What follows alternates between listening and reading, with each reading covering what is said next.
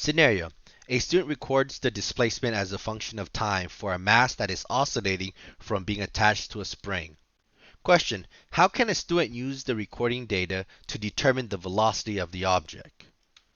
The answer.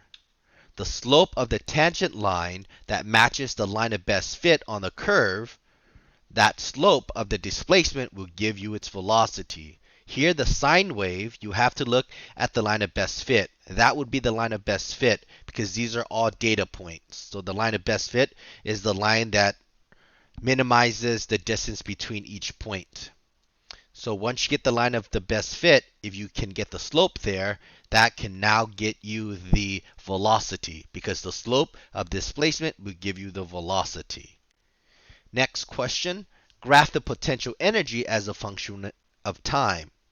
Well, we can look at the equation for the potential energy within a spring. The spring potential energy is defined by 1/2 kx squared. Here, you can assume the k to be any value, so I just assume it to be 1. And I saw that the maximum x value that occur in the displacement was equal to 1. So the highest value the spring potential could reach is 1.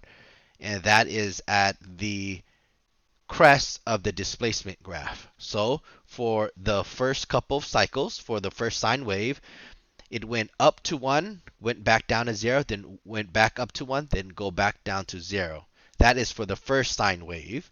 Then there's a second sine wave. It hits the maximum twice. Third sine wave hits it twice. Fourth sine wave hits it twice, and so on and so on. What you should notice is that the potential energy here never was negative. The reason why is because of this squared value. That squared value will always guarantee you that it's positive. So even though the displacement here was negative, like here it was -1. Once you plug in that -1 into x, it goes back to 1. That's why they're all positive values. The potential energy will reach its maximum value during one time slot because the displacement will have a crest, which is the maximum stretch distance, and the trough, which is the max compression distance, which are where the potential energy are at max. This is the reason why the dot here